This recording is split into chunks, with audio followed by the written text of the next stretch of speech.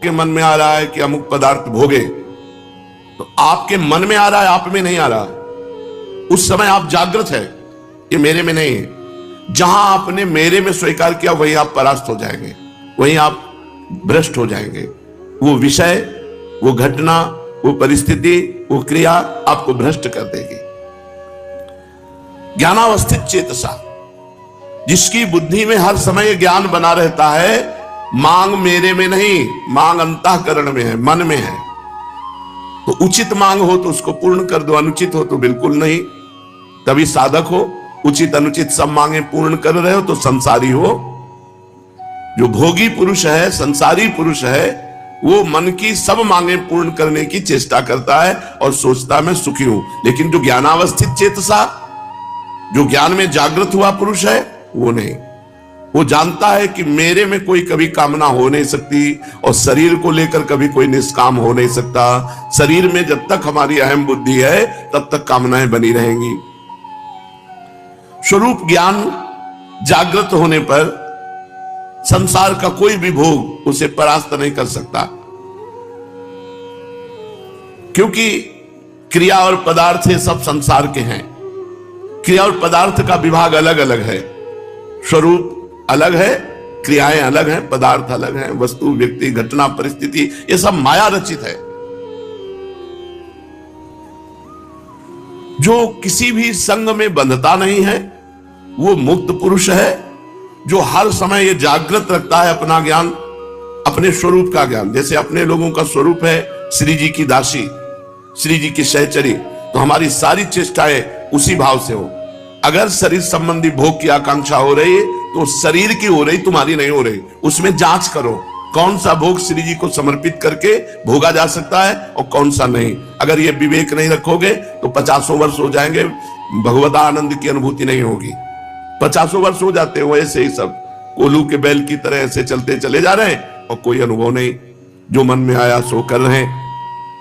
यज्ञाचरता कर्म समग्रम प्रविलीयते, यज्ञ के लिए कर्म करने वाले मनुष्य के संपूर्ण कर्म नष्ट हो जाते हैं। जो गत संगस्य है, जो मुक्तस्य है, जो ज्ञानावस्थित चेतसा है, उसके द्वारा जितने कर्तव्य शास्त्र सम्मत कर्म होते हैं वो सब अंतर ध्यान हो जाते हैं। वो ना उसको बांध सकते हैं, ना उसे अगला जन्म दिला सकते हैं। श्री भगवान कह रहे हैं, जो ब्रह्मार्पणम ब्रह्महविर् ब्रह्माग्नौ ब्रह्मणाहुतम ब्रह्मैव तेन गंतव्यम ब्रह्म कर्म समाधिना। हर चेष्टा ब्रह्मार्पणम मस्तु। जहां ब्रह्म लिखा है वहां भगवद अर्पणम मस्तु। कोई भी तुम्हारी, कोई भी पदार्थ, कोई भी बिना भगवद अर्पण किए हुए प्रयोग नहीं करना चाहिए। चाहे वस्त्र हो, अमनिया, कुछ भी नहीं। ब्रह्मार्पणम अपने हमेशा भक्ति भाव के अंतर्गत लाके कहते हैं, जो अर्पण किया हुआ पदार्थ पाता है उसकी बुद्धि पवित्र रहती है। और जो अनर्पित पदार्थ पाता है, मिला बस खा लिया, आया बस पहन लिया, नहीं। पहले प्रभु को अर्पित करो। पहले प्रभु को अर्पित करके जब आप उसका प्रयोग करेंगे तो ब्रह्मार्पणम है, वो तुम्हारी बुद्धि को परम पवित्र रखेगा। जितने भी तिल, जौ, घी आदि जो भी पदार्थ हैं वो सब ब्रह्म स्वरूप है। जब प्रसाद पाओ तो भगवत स्वरूप मान करके, जो भी है सब भगवत स्वरूप, तो आपकी बुद्धि पवित्र रहेगी। कर्ता भी भगवत स्वरूप, क्रिया भी भगवत स्वरूप, पदार्थ भी भगवत स्वरूप, तो सब स्वयं ब्रह्म रूप हो जाता है, स्वयं भगवत स्वरूप हो जाता है। श्री भगवान कहते हैं, जब तक उपासक, देखो एक बड़ा सुंदर चरित्र अपने क्रम में है। जवान शरीर है, समीप पे वैश्या है, भोग की अवस्था है, एकांत समय है, उनका मन नहीं टिकता। शरीर में कोड़े मारे जाते हैं, भगवान नाम से विमुख करने की बात कही जाती है, उनका मन नहीं टिकता। जब तक हम समस्त आसक्तियों का त्याग कराने वाले भगवान नाम में प्रीति नहीं करते, तब तक सुन भले लो ये स्थिति। हृदय में वो स्थिति आने वाली नहीं है। हृदय में स्थिति तभी आती है जो हमारे अंदर भजन होता है। आप थोड़ा सुनो और डट के भजन करो, देखो आप में स्थिति आ जाएगी। आप बहुत सुनो नानात्मा प्रवचने न लभ्या न मेधया न बहुना श्रुतेन। बहुत सुनने वाले को भी आत्मज्ञान प्राप्त नहीं होता, बहुत प्रवचन करने वाले को भी आत्मज्ञान प्राप्त नहीं होता। जो इसको वर्ण कर लेता है उसको प्राप्त होता है। वर्ण करने का मतलब डट के भजन करो, किसी से संबंध मत रखो। जो पदार्थ मिले शरीर उपयोगी वो भगवान को अर्पित करके बस चुपचाप ले लो, और इंद्रियों के भोग विलास से बचो। ये बहुत प्रपंच है, पूरे जीवन को नष्ट कर देता है, पूरे जीवन को नष्ट कर। ये 6 विकार काम क्रोध लोभ मोह मद मत्सर, ये क्रम बाई क्रम आते रहते हैं। कभी नाराजगी आ गई तो क्रोध अपहरण कर ले गया भजन का फल, कभी काम आ गया तो वो भजन का फल, कभी परिवार से मोह हो गया, कभी अहंकार हो गया, कभी लोभ हो गया, कभी ईर्ष्या। यही सब हमारे भजन को ढके रहते हैं। डट के भजन करो तब बात बनेगी। परम पावन चरित्र श्री ठाकुर हरिदास जी महाराज का, वो यद्यपि यवन कुल में प्रकट हुए हैं, पर श्रीमद् भागवत में कहा गया, अहोवत सुपचतो गरीयान यद्विभाग्ये वर्तते नाम तुभ्यम ते पुस्तपस्ते जुहुः सस्नुरार्या ब्रह्मानुचुर नाम गृणन्ति एते। आहा, माता देवहूति जी भगवान कपिल देव जी से कहते हैं, अहोवत स्वपचतो गरीयान। वो स्वपच, वो चांडाल भी गरीयान माने श्रेष्ठ है, जिसकी जिह्वा पर आपका नाम विराजमान है। तेपुस तपस्ते, उसने सारी तपस्या कर ली, शास्त्र स्वाध्याय कर लिया, सब तीर्थ याटन कर लिया, सब कुछ कर लिया, विधिवत हवन पूजन साधन सब हो गया। जिसकी जिह्वा के अग्रभाग पर आपका नाम विराजमान है, वो चांडाल भी सर्वश्रेष्ठ परम पूजनीय वंदनीय है। जिनकी तनिक सी कृपा की कोर के ही कारण ये नाम रूपात्मक संपूर्ण संसार स्थित है, जिनके भ्रूभंग मात्र से त्रिगुणात्मिका प्रकृति अपना सभी कार्य करती है और बंद कर देती है। भ्रकुटी विलास सृष्टि लय हुई। उन अखिल कोटि ब्रह्मांड नायक भगवान के नाम का महात्म का वर्णन बेचारी अपूर्ण भाषा कर ही क्या सकती है। हरिनाम स्मरण से क्या नहीं हो सकता। देखो, भगवान का भजन करना है, पर गत संगस्य, किसी का संग मत करो। मुक्तस्य, हर व्यक्ति वस्तु पदार्थ घटना परिस्थिति से बिल्कुल अलग रहो। ज्ञानावस्थित चेतसा, हर समय चेतना जागृत करते रहो। मैं भगवत स्वरूप हूं, मैं श्री जी की सहचरी हूं, मैं दास हूं, मैं सखा हूं। जो भगवान ने आपको गुरुदेव के द्वारा भाव दिलाया है, उसी भाव से जागृत रहो। हर समय जो भी आप प्रयोग करो, ब्रह्मार्पणम भगवद अर्पण करके, तब नाम का रंग। नाम भी जप रहे हो, मनमानी आचरण भी कर रहे हो, इसीलिए उसका रंग नहीं चढ़ रहा। भगवान नाम जप से कौन सा कार्य सिद्ध नहीं हो सकता। जिसकी जिह्वा को सुमधुर श्री हरि के नाम रूपी रस का चस्का लग गया है, उसके लिए फिर संसार में कोई प्राप्य वस्तु ही क्या है। यज्ञ, योग, जप, तप, ध्यान, पूजा, निष्ठा, समाधि, सभी का फल भगवान नाम में प्रीति होना है। भगवान नाम में प्रीति हो गई तो आपने यज्ञ कर लिया, जप कर लिया, तप कर लिया, ध्यान कर लिया, पूजा, निष्ठा, योग, समाधि, सबका फल मिल गया आपको। और भगवान नाम जप में प्रीति नहीं हुई तो सब आपका निरर्थक गया। यदि इन कर्मों के करने से भगवान नाम में प्रीति नहीं हुई तो इन कर्मों को व्यर्थ ही समझना चाहिए। इन सभी क्रियाओं का अंतिम और सर्वश्रेष्ठ फल यही है कि भगवान के नाम जप करने में निष्ठा हो जाए। हर समय जिह्वा रसमयी होती हुई बस नाम चल रहा है। जब नाम की ध्वनि चलती है ना, तो कुछ सुहाई नहीं देता। जब नाम का नशा चढ़ता है तो बहुत बड़ी सामर्थ्य आ जाती है। बस नाम कैसे बन करके जपना, यह बात ध्यान रखना है। हर परिस्थिति में राजी रहना है, कोई आसक्ति नहीं, कोई चाह नहीं। जो चाहो भगवान के चरणों में अर्पित कर दो। असंग रहो, किसी का संग मत करो, तभी नाम का रंग आएगा। किसी का संग करोगे तो उसका प्रभाव आपके नाम जपने की रुचि पर पड़ जाएगा और नाम छूटने लगेगा, नाम में आपका भाव नहीं बनेगा। समस्त सर्वश्रेष्ठ फल है साधनों का नाम में प्रीति हो जाना। भगवान नाम ही साध्य है और सभी कर्म साधन मात्र हैं। नाम जप में देश काल पात्र जाति वर्ण इसका नहीं, किस जाति का, किस वर्ण का, किस समय, किस कोई पात्र है कि नहीं, ये सबका अधिकार है भगवान नाम जप करने में। पवित्र अपवित्र इनका भी व्यवहार नहीं है। पवित्र पवित्रो वा सर्वावस्थांगतोपि वा, या स्मृत पुंडरीकाक्षम सवायाभ्यांतरा शुचि, वो भीतर और बाहर से पवित्र है। जो भगवान नाम जप कर रहा है उसमें पवित्रता का भी विधान नहीं।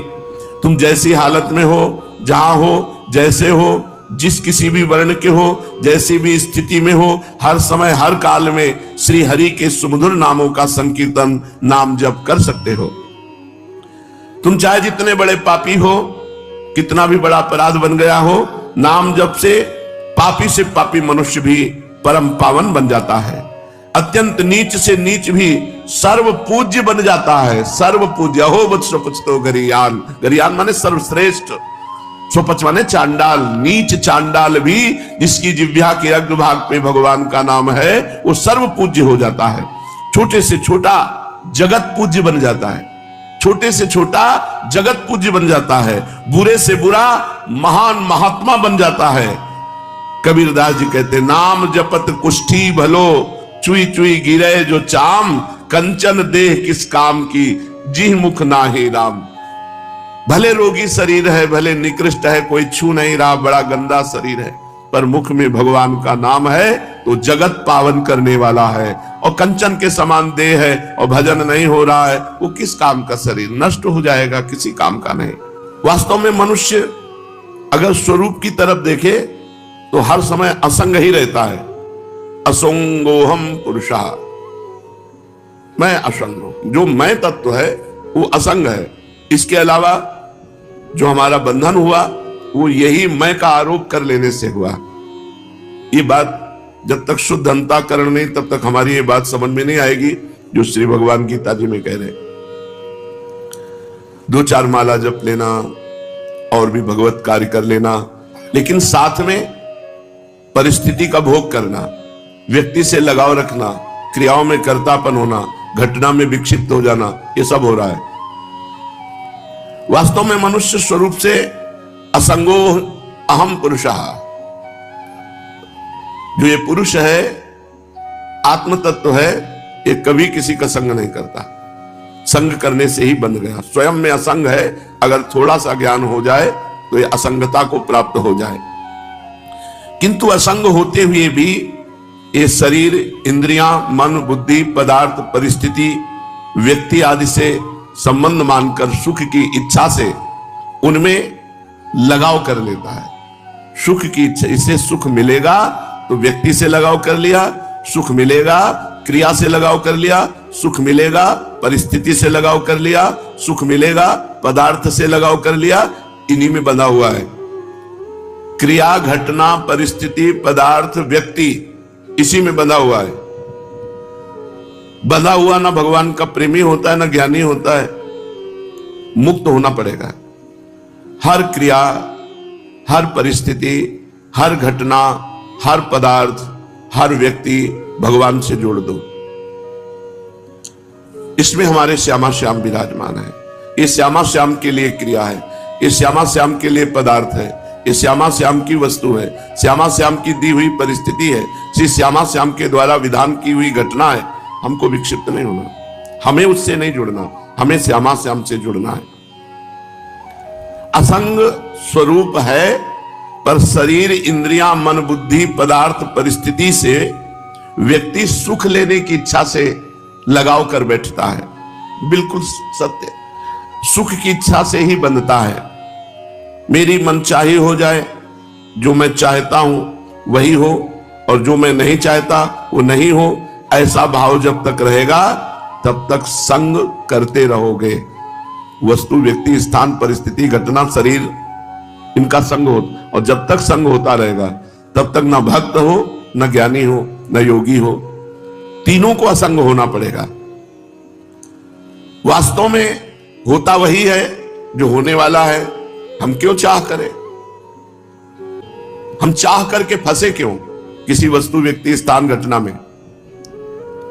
जो होना वही होगा। लाई घटे न तिल बढ़े, रहुरे जीव निशंक, जो विधना ने लिख दिया छठी राव के अंक। लाई घटे न तिल बढ़े, रहुरे जीव निशंक। हम क्यों चाह करें? न वस्तु की, न व्यक्ति की, न परिस्थिति की। जिस समय जो वस्तु, व्यक्ति, परिस्थिति, घटना जैसी होगी हो जाएगी। हमको तो हर समय भगवत स्मरण परायण रहना है। जो होने वाला है उसे चाहें या ना चाहें वो होके रहेगा, और जो नहीं होने वाला है उसे चाहें या ना चाहें वो नहीं होगा। जो नहीं होने वाला आप चाह करो या ना करो नहीं होगा, जो होने वाला है आप चाह करो या ना करो होके रहेगा। अतः अपनी मनचाही करके साधक फंसता है, बिना कारण फंसता है और फंस करके दुख भोगता है। इसलिए उपासक को चाहिए गत संघर्ष, क्रियाओं से, पदार्थों से, व्यक्ति से, वस्तु से, घटना से अपना कोई संबंध नहीं है। ये हर समय ज्ञान जागृत रखे, लेकिन बहुत कठिन है। मुक्तस्य, जो अपने स्वरूप से सर्वथा अलग है, उससे जो संग रहित है उसी को मुक्त पुरुष कहते हैं। स्वरूप से सब कुछ अलग है, अपने स्वरूप के सिवा, अपने परमात्मा स्वरूप के सिवा ये सब मायामय है, ये सब मिथ्या है, सब मिटेगा, सब नष्ट होगा। जो अपने स्वरूप से सर्वथा अलग है, उन क्रियाओं और शरीर आदि पदार्थों से अपना संबंध जो नहीं मानता है, कामना, ममता, आसक्ति पूर्वक उनसे अपना संबंध मान लेने से ही बंध जाता है, पराधीन हो जाता है। जो योगी, जो साधक अपने इन माने हुए शरीर, पदार्थ, क्रिया, इनसे संबंध नहीं रखता, वो मुक्तस्य, वो माया मुक्त हो जाता है, वो दुखों से मुक्त हो जाता है। ज्ञानावस्थित चेतसः, जिसकी बुद्धि स्वरूप ज्ञान में स्थित है, जिसकी बुद्धि स्वरूप ज्ञान में नित्य निरंतर जागृत है। भगवान जिस पर कृपा करते हैं उसको केवल केवल अपना रास्ता देते हैं, और जो कृपा का पात्र नहीं बनता उसे संसार दे देते हैं। हरिदास जी के पास अपना कहने वाला कोई था ही नहीं, क्योंकि माता पिता पधार ही गए, वैष्णव के संग से ही जीवन कट रहा था। एक कमंडल भी नहीं था इनके पास, बस ये गांव में भिक्षा मांग लेते, भिक्षा में जो कुछ मिल जाता 24 घंटे में एक बार उसे पा लेते, और हर समय नाम जप करते थे। काफी समय अद्वैताचार्य जी के पास रहे। घर छोड़कर ये वन ग्राम के समीप बेनापोल नाम के घोर निर्जन वन में एक फूस की कुटी बनाई, और वहां अकेले नवकिशोर अवस्था से बेनापोल में एक फूस की झोपड़ी में बस नाम जप कर रहे। अब नाम जप से चेहरे में तेज आता है। अगर शरीर स्वस्थ हो और ब्रह्मचर्य हो और नाम जप करे तो उसके चेहरे पे एक लावण्य होता है, एक आकर्षण होता है, एक खिंचाव होता है।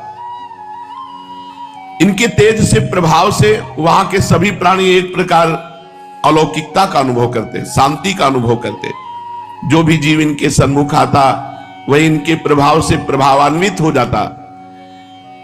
ये कितना नाम जप करते थे? 3 लाख।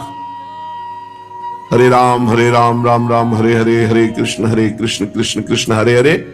3 लाख नाम जप करते थे, उच्च स्वर से करते थे। भगवान नाम का उच्च स्वर से 3 लाख नाम जाप करते, बेनापोल में फूस की झोपड़ी बनाकर जंगल में। वहां का वातावरण ही बदल गया था, जो जाता उसे शांति का अनुभव होता। प्राणी मात्र की निष्कृति का ये भगवान नाम को ही एकमात्र साधन समझते थे। इससे थोड़े ही दिनों में इनका यश फैल गया। दूर दूर से लोग दर्शन करने आने लगे, बड़ी भीड़ लगने लगी। तो भीड़ लगने में कुछ श्रद्धालु होते तो कुछ अश्रद्धालु भी होते हैं। दुष्ट बुद्धि के लोग भी ये देखने के लिए आए कि भाई क्या है। उनको इनका प्रभाव देखकर असह्य हुआ और अकारण जलने लगे हरिदास जी से और द्वेष मानने लगे। ईर्ष्यालुओं में वहां एक रामचंद्र खां नाम का बड़ा भारी जमींदार था। वो इन्हें भ्रष्ट करना चाहता था, नीचा दिखाना चाहता था। इनके बड़े हुए यश को धूलि में मिलाने की बात सोचने लगा। साधकों को पतित करने के लिए भगवान की माया परोसती है कंचन कामिनी कीर्ति। ये लो, भोगो इनको। भगवान का भजन छोड़ो और इनको भोगो। कीर्ति से भी भारी है कामिनी। कामिनी का प्रलोभन सर्वश्रेष्ठ 3 में समझा जाता है। कंचन, कामिनी, कीर्ति में कामिनी का सबसे ज्यादा समझा जाता है। रामचंद्र खां ने सोचा इसी प्रलोभन के द्वारा हरिदास जी को भ्रष्ट कर दिया जाए। किंतु उनको क्या पता, सीम की चाप सके को तासु, बड़ रखवार रमापति जासु।